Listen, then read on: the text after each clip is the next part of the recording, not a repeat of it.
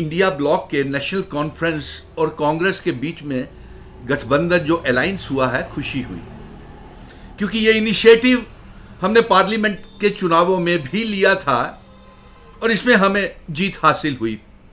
लेकिन अफसोस इस बात का है कि भारतीय जनता पार्टी की हार के बावजूद भी हर रोज देश के प्रधानमंत्री नरेंद्र मोदी जी, होम मिनिस्टर अमित शाह जी और भारतीय जनता पार्टी ये हर बार राजनीतिक पार्टियों को ये पूछती रहती है कि आर्टिकल 370 के ऊपर अपना स्टैंड क्लियर करें।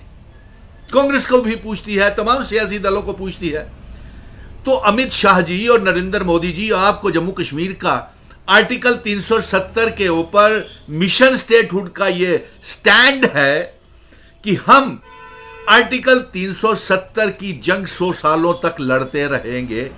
रियासत के दर्जे की जंग और असेंबली के चुनाव करवाने की जंग तो मिशन स्टेटहुड जीत चुका है। अब आप बताएं कि आप जम्मू कश्मीर के दौरे के ऊपर प्राइम मिनिस्टर साहब, डिफेंस मिनिस्टर साहब, होम मिनिस्टर साहब आ रहे हैं, तो आप अपना यह रुख बताएं कि जो इल्हाक की शर्तें, instrument of accession, standstill agreement Jammu Kashmir और भारत के बीच में हुआ था, वो उसको आपने 5 अगस्त 2019 को तोड़ दिया। आप इंस्ट्रूमेंट ऑफ असेशन की शर्तों के ऊपर अपना स्टैंड क्लियर करें। हमें खुशी हुई कि कांग्रेस और नेशनल कॉन्फ्रेंस के बीच में गठबंधन हो गया, लेकिन अफसोस इस बात का भी है कि हम तो रियासत के दर्जे के तहत चुनावों की जंग जीत करके लाए थे, लेकिन Bharatiya Janata party union territory के तहत ही, दर्जे के तहत ही चुनाव करवाने की साजिश, षड्यंत्र किया है और तमाम ताकतें जो हैं वो लेफ्टिनेंट गवर्नर और चीफ सेक्रेटरी को दे दी हैं। अफसोस इस बात का है, लेकिन हमें समझ नहीं आता कि भारतीय जनता पार्टी, गुलाम नबी आजाद, अल्ताफ बुखारी, कश्मीर के संगठन, सज्जाद लोन, पीडीपी और जितने भी संगठन हैं, ये इतने बेताब क्यों हैं? अभी तो रियासत का दर्जा वापस नहीं मिला। जम्मू कश्मीर के लोगों को गुलाम बनाने के लिए वोटर्स तक की ताकत, असेंबली की ताकत, एमएलएस, चीफ सेक्रेटरी को दे दी, एलजी को ताकत दे दी, मुख्यमंत्री को कमजोर कर दिया, मिनिस्टर्स, एमएलएस, वोटर्स को, असेंबली को कमजोर कर दिया। तो इतनी जल्दी क्या है, इतनी लालच क्यों है आपको इस कुर्सी का? लेकिन मैं ये ऐलान करता हूं कि असेंबली के चुनावों के बाद असेंबली में जाने के ही पहले 100 दिन में एक रेजोल्यूशन लाऊंगा कि मेरी रियासत का दर्जा मुझे जल्द वापस किया जाए और साथ में जो आर्टिकल 370 है उसे वापस किया जाए और साथ में जो इंस्ट्रूमेंट ऑफ असेशन की शर्तें हैं वो भी लागू की जाएं। ये असेंबली में जाते ही मेरा पहला 100 दिन का रेजोल्यूशन होगा।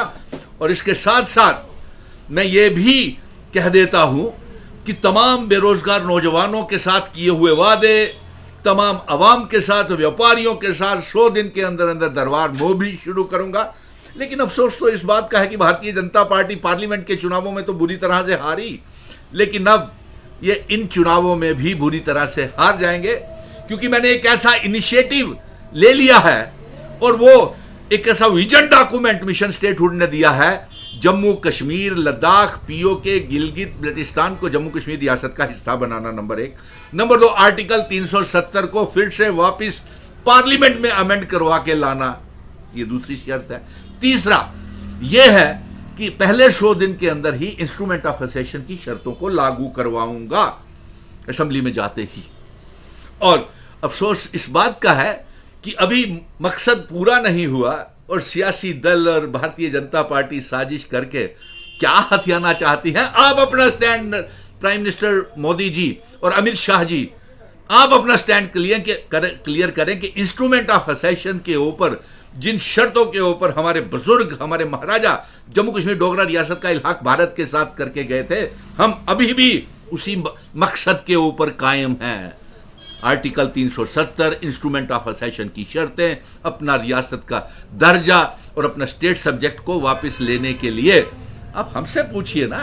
जम्मू कश्मीर की आवाम सड़कों से लेकर के सुप्रीम कोर्ट तक ये जंग मेरे साथ जीत करके लाई है।